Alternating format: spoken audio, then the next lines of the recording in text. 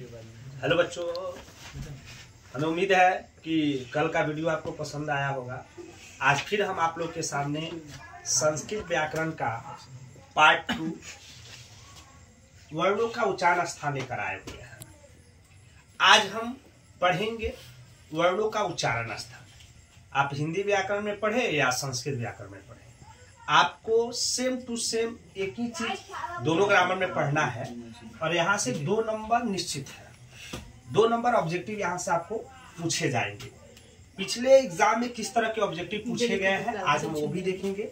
साथ ही साथ किस तरह के ऑब्जेक्टिव पूछे जाएंगे उसको भी आज के क्लास में हम कंप्लीट करेंगे। हमें उम्मीद है कि आप इस वीडियो को देखने के बाद यहाँ से फिर आपको एक्स्ट्रा पढ़ने की आवश्यकता नहीं होगी। जैसे कि आप इस चित्र को देखे हैं, एक छोटा सा चित्र बनाए हैं और इस चित्र के माध्यम से हम अपने YouTube channel brain station R पर वर्णों के उच्चारण स्थान को पढ़ेंगे, जिसकी गाड़ी चलती है हमेशा सफलता की ओर। तो चलिए हम शुरू करते हैं वर्णों के उच्चारण स्थान। सबसे पहले आप याद रखिएगा कि एक ऑब्जेक्टिव आपसे पूछता है कि मुख के कितने भाग होते हैं। मुख के कितने भाग होते हैं? तो याद रखेंगे मुख के 5 भाग होते हैं। मुख के कितने भाग होते हैं? 5। मुख के कितने भाग होते हैं? 5 याद रखेंगे। और वो 5 भाग कौन कौन से हैं उसको देख लेते हैं। पहला होता है कंठ। पहला क्या होता है? कंठ। कंठ पहले भाग में आप याद रखेंगे कंठ। दूसरे भाग में आप याद रखेंगे तालु। अब तालु कहाँ है? आप देखेंगे जीभ के ऊपरी भाग को हम तालु कहते हैं। तो दूसरा भाग क्या है? तालु। तीसरा भाग याद रखेंगे मूर्धा। तीसरा भाग क्या याद रखेंगे? मूर्धा। मूर्धा क्या है? आप अगर सिंपल भाषा में समझना चाहें तो आप जीभ को जब पलटेंगे तो वहां पे 1-2 झिल्ली दिखाई देगा, उसी को हम कहते हैं मूर्धा। क्या कहते हैं? मूर्धा। याद रखेंगे मुख का तीसरा भाग क्या है? मूर्धा। और चौथा भाग है आपका दांत यानी दंत। चौथा भाग क्या होगा आपका? दंत। चौथा भाग क्या होगा आपका? दंत। याद रखेंगे। और 5वां भाग होगा आपका ओष्ठ। 5वां भाग क्या होगा आपका? ओष्ठ। 5वां भाग क्या होगा? ओष्ठ। अब यहां से हम ढूंढेंगे, रटेंगे नहीं। देखिए, आप किसी चीज को रटेंगे, आज रटिए कल भूल जाइएगा। आप समझिए कि हम किस तरह से अगर भूल भी गए तो हम एग्जाम में 2 नंबर गलत नहीं कर पाए। तो सबसे पहले आप याद रखिएगा जीभ। जीभ है, जीभ को याद रखेंगे और जीभ से ही हम संपूर्ण वर्णों के उच्चारण स्थान को खोजने का प्रयास करेंगे, समझने का प्रयास करेंगे और फिर हम देखेंगे कि कहाँ तक हमारा उच्चारण स्थान सफल हो पाता है या कहाँ तक याद हो पाता है। तो सबसे पहले हमने क्या बताया? कंठ। ऐसे भी आपको पता है कि जब हम किसी वर्ण को बोलते हैं तो आपका ज्यादातर जो दाग होता है वो कंठ पर ही पड़ेगा। अब बहुत ऐसे वर्ण है कि आप जब बोलेंगे, बहुत ऐसे बच्चों को मतलब शिकायत आती है कि सर हम कैसे पहचान लें कि मूर्धा तालु सब जगह तो दिखाई देता है, सब जगह तो कंठ है ही, सब जगह मूर्धा दिखाई दे रहा है। तो इसका सिंपल फॉर्मूला है आप जीभ। आप जीभ को याद रखेंगे। देखिए, ऐसा वर्ण अगर बोलते वक्त जो ये जिह्वा है, जो यह जीभ है, यह शांत रहे, किसी तरह का हलचल उत्पन्न ना हो, वैसे वर्ण कंठ होते हैं। जैसे आप पढ़िएगा क ख ग घ अंग, तो देखिएगा ये जीभ में किसी तरह का हलचल नहीं होगा। एक बार आप पढ़ने का कोशिश करेंगे मेरे साथ कि बोलेंगे क ख ग घ अंग, तो ये जीभ सेम टू सेम ऐसे रहेगा और यहाँ पर जो कंठ है वो क्या है? दबाव पड़ रहा है। तो जैसे कि आपको पता है क ख ग घ अंग को कवर्ग कहते हैं। क्या कहते हैं? कवर्ग कहते हैं। तो यहाँ से पूछेगा कि कवर्ग का उच्चारण स्थान कंठ है। कवर्ग का उच्चारण स्थान कंठ। कवर्ग का उच्चारण स्थान कंठ याद रखेंगे। या पूछेगा क का उच्चारण स्थान कंठ, ख का उच्चारण स्थान कंठ, ग का उच्चारण स्थान कंठ, घ का उच्चारण स्थान कंठ और फिर अंग का उच्चारण स्थान कंठ। उसके बाद हम पढ़ेंगे तालु। अब तालु की पहचान कैसे करेंगे? जिसको तालव्य वर्ण भी कहते हैं। तो तालु की पहचान करेंगे ऐसा वर्ण जब हम बोलेंगे तो ये जो जीभा है पूरा सीधा रहेगा और बोलते वक्त जो तालवा है उस पर लगेगा। जैसे देखिएगा, ये मान लीजिए तालवा है और ये जीभ है और यहां से बोलिएगा च छ ज झ ञ, च छ ज झ ञ, च छ ज झ ञ। तो इसको कहते हैं तालव्य वर्ण या तालु वर्ण। इसको कहते हैं चवर्ग। क्या कहते हैं? चवर्ग। तो चवर्ग का उच्चारण स्थान क्या हो जाएगा आपका? तालु। चवर्ग का उच्चारण स्थान क्या हो जाएगा आपका? तालु। याद रखेंगे, चवर्ग का उच्चारण स्थान तालु, कवर का उच्चारण स्थान कंठ, चवर्ग का उच्चारण स्थान तालु, च छ ज झ ञ का उच्चारण स्थान तालु। अब आइए मूर्धा।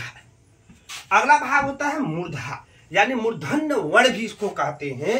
तो मूर्धन्य वर्ण की पहचान कैसे करेंगे?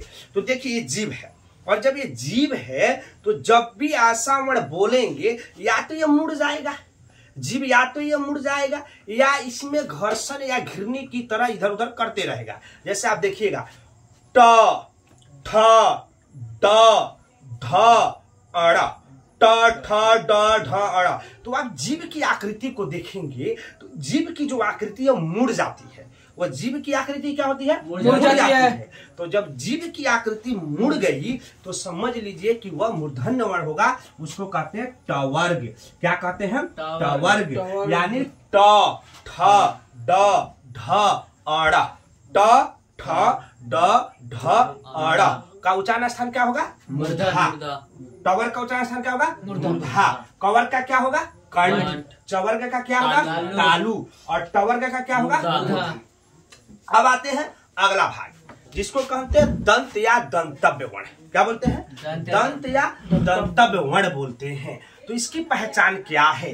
तो इसकी पहचान यह है कि किसी भी वर्ण को जब आप बोलते हैं और वह जीभ जो है, बार बार बोलते हैं, जीभ को ही आधार मानकर पूरे उच्चारण स्थान को समझना है और रटना है। ऐसा वर्ण अगर बोलते वक्त जीभ दांत पर जाके लग जाए या दांत से कट जाए, जैसा बोलिएगा, ये मान लीजिए कि ये दंत है, सपोर्टेड मान लीजिए दांत है और ये जीभ है, और बोलिएगा ऐसे त थ द ध न, त थ द ध न।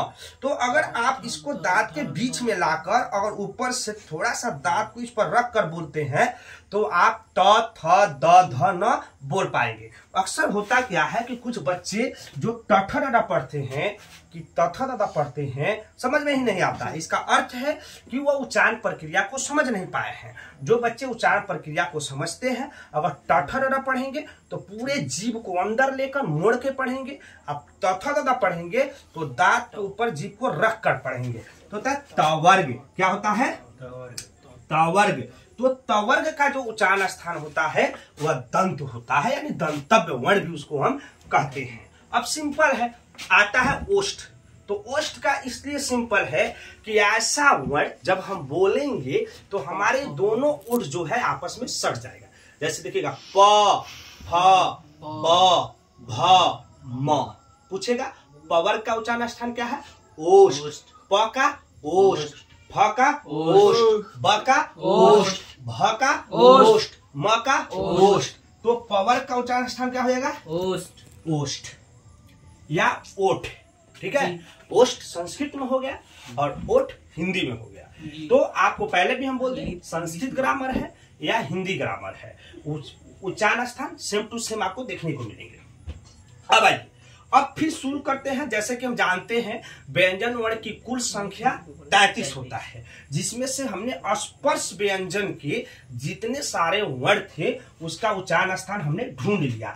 जैसे कवर्ग का कंठ, चवर्ग का तालु, टवर्ग का मूर्धा, तवर्ग का दंत, पवर्ग का ओष्ठ। अब आके देखते हैं य। तो य का जो उच्चारण स्थान होता है वो आपका तालु होता है।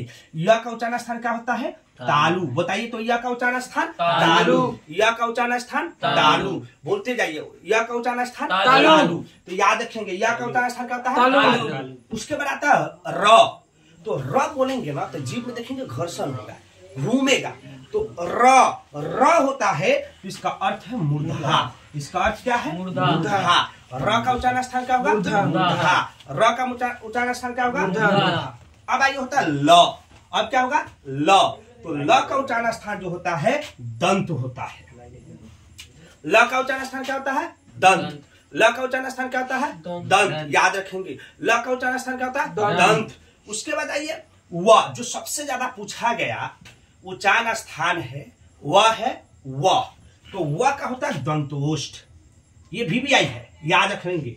ये क्या है? VVI है। आपको सबसे ज्यादा अगर उच्चारण स्थान से प्रश्न पूछे जाते हैं तो व से पूछे जाते हैं।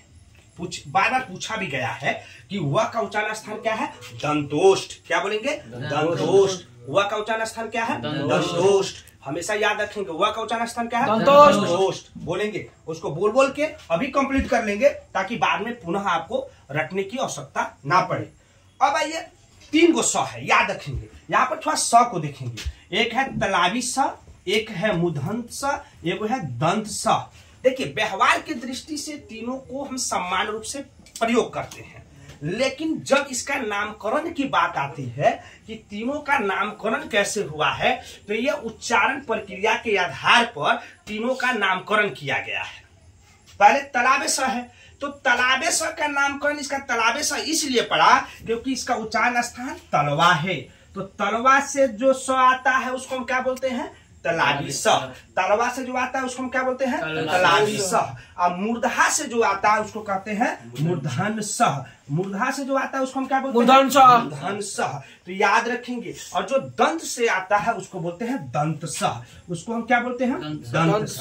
तो तीनों स का नामकरण भी हमने देखा और उच्चारण स्थान भी देखा। इसको तो रटने की आवश्यकता नहीं है। पूछ देगा तलाबे स का तो तलवा, मूर्धन स का मूर्धा, दंत स का दंत। अब आइए आता है ह। अब क्या आता है? ह। तो ह आप देखिए जीभ शांत है और यहाँ पर कंठ पर दबाव पड़ रहा है तो कंठ हो जाएगा। ह का क्या हो जाएगा? कंठ। ह का क्या हो जाएगा? कंठ। अब आइए संयुक्त व्यंजन में उच्चारण स्थान नहीं होता है। अब चलते हैं स्वर्ण वर्ण में। जैसे कि आपको पता है कि हिंदी में स्वर्ण वर्ण की संख्या 11 है और संस्कृत में स्वर्ण वर्ण की संख्या 13 है। तो उस 13 को ढूंढ लेंगे तो 11 तो ऐसा ही पता चल जाएगा। 2 ठो एक्स्ट्रा को भी ढूंढ लेंगे तो आपको साथ ही साथ हिंदी व्याकरण का उच्चारण स्थान और संस्कृत व्याकरण का भी उच्चारण स्थान कंप्लीट हो जाएगा। तो सबसे पहले देखते हैं अ और आ। क्या होगा? अ और आ। बताइए तो अ और आ का क्या होगा? सोच के देखिए। अ आ क्या होगा? कंठ। अ आ का क्या होगा? कंठ। अ आ का क्या होगा? कंठ। अब आता है छोटा या बड़ा ही, उसको हर्षई या दीर्घई बोलते हैं। तो हर्षई दीर्घई का क्या होगा? तालु। हर्षई दीर्घई का क्या होगा? तालु। हर्षई दीर्घई का क्या होगा? तालु। हर्षई दीर्घई का क्या होगा? तालु। उसके बाद आता है हर्षऊ और दीर्घऊ, तो उसका होता है ओष्ठ। क्या होता है? ओष्ठ। हर्षऊ दीर्घऊ का क्या होता है? ओष्ठ। हर्षऊ दीर्घऊ का क्या होता है? ओष्ठ। याद रखेंगे, हर्षऊ दीर्घऊ का होता है ओष्ठ। अ आ का कंठ, हर्षई दीर्घई का तालु, हर्षऊ दीर्घऊ का ओष्ठ। अब संस्कृत में 2 ठो री हमने बतलाया था। एक होता है बड़ा री और एक होता है छोटा री। ये है छोटा री और ये है बड़ा री। तो छोटा री बड़ा री को आप पढ़ेंगे, री पढ़ेंगे तो री जब पढ़ेंगे तो देखेंगे जीभ में घर्षण हो रहा है, घूम रहा है, इसीलिए इसको हम मूर्धन्य वर्ण बोलते हैं। री को क्या बोलते हैं? मूर्धन्य वर्ण बोलते हैं। री को क्या बोलते हैं? मूर्धन्य वर्ण बोलते हैं। उसके बाद आता है लुरु। क्या आता है? लुरु। तो लुरु पढ़ेंगे तो लुरु का होता है दंत। लुरु का क्या होता है? दंत। लुरु का क्या होता है? दंत। कुछ लोग इसको लिरी लिरी पढ़ते हैं, ठीक है, लेकिन शुद्ध रूप होगा लुरु। लुरु का होता है दंत। लुरु का क्या हो जाएगा? दंत। उसके बाद आपके सामने आता है ए ऐ। क्या आता है? ए ऐ। तो ए ऐ का होगा कंठवर तालु। ए ऐ का क्या होगा? कंठवर तालु। ए ऐ का क्या होगा? कंठवर तालु। उसके बाद आता है ओ औ। क्या आता है? ओ औ। तो ओ औ का क्या होगा? कंठोष्ठ। ओ औ का क्या होगा? कंठोष्ठ। ओ औ का क्या होगा? कंठोष्ठ। ओ औ का क्या होगा? कंठोष्ठ। अब देखिए कुछ चीजें ऐसा है जो एक नासिका वर्ण भी पढ़ा जाता है। देखिए नासिका वर्ण तो देखिए मुंह के भाग में नहीं आता है, लेकिन फिर भी पूछा गया ऑब्जेक्टिव है कि नासिका वर्ण क्या है। तो ऐसा वर्ण जो बोलते वक्त नाक से हवा निकले उसको नासिका वर्ण कहते हैं। ऐसा वर्ण बोलते वक्त नाक से हवा निकले उसको नासिका वर्ण कहते हैं। अब कहिएगा कि वर्गों का पांचवा वर्ण, वर्गों का पांचवा वर्ण होता है अंग, इ, अ, न और म। ये जो वर्ण होते हैं ये नासिका वर्ण होते हैं। ये क्या होते हैं? नासिका वर्ण होते हैं। कुछ बच्चों को मतलब यहाँ पर एक प्रश्न बन के आता है कि सर ये बताइए कि अभी अंग का कंठ होगा, इ का तालु बतलाए, अ का मूर्धा बताए, न का दंत बताए, म का ओष्ठ बताए, तो फिर नासिका वर्ण अभी ऑप्शन में देगा तो क्या लिखेंगे? होता है ना, कंठ भी दे दिया, नासिका वर्ण भी दे दिया। तो जब भी आपको सिर्फ वर्णों के पांचवा, अगर वर्गों के पांचवा वर्ण पूछेगा तो आप ऑप्शन नंबर नासिका वर्ण पर जाइएगा। कहा जाइएगा? नासिका वर्ण नहीं दिया है ऑप्शन में तो आपको तो पहले से भी याद है, आप उसको कंप्लीट कर सकते हैं। तो जैसे कि आपने देखा कि यहाँ से ऑब्जेक्टिव क्या पूछेगा तो दे देगा कि कवर्ग का उच्चारण स्थान, दे देगा चवर्ग का उच्चारण स्थान, या पूछ देगा अ का उच्चारण स्थान, या पूछ देगा तलाबे स का उच्चारण स्थान, या ये भी पूछ सकता है आगे चलकर कि इसमें से कौन ऐसा वर्ण है जो जिसका उच्चारण स्थान कंठ है, या कौन ऐसा वर्ण है जिसका उच्चारण स्थान तालु है, या पूछ देगा इसमें से नासिका वर्ण कौन सा है, या पूछा गया प्रश्न है मुख के कितने भाग होते हैं, जैसे कि हमने 5 भाग को देखा। उसके अलावा जो सबसे ज्यादा पूछा गया ऑब्जेक्टिव है वह है वह जो वीवीआई के तहत आप इसको याद रखेंगे, दंतोष्ठ है, बहुत बार टेस्ट में भी पूछा जा सकता है। तो आज हमने पढ़ा कि वर्गों का उच्चारण स्थान। कल हम पढ़ेंगे आपको संधि। देखिए संधि बहुत ऐसे बच्चों का शिकायत होता है कि संधि जो है ना बहुत टॉप है, तो हम संधि को 3 पार्ट में पढ़ेंगे, छोटा छोटा करके 3 पार्ट में पढ़ेंगे, क्योंकि संधि बहुत इंपॉर्टेंट भी है आपके लिए, बहुत महत्वपूर्ण है, बच्चों का शिकायत भी होता है। और हमें उम्मीद है कि संधि पढ़ने के बाद आपको पुनः फिर पढ़ना नहीं पड़ेगा। अगर आप मेरे YouTube चैनल को अभी तक अगर सब्सक्राइब नहीं किए हैं, लाइक नहीं किए हैं, बेल आइकन को प्रेस नहीं किए हैं, तो एक बार बेल आइकन को प्रेस कर ले ताकि फिर अगला वीडियो संधि को आपके तक पहुंच सके। जय हिंद।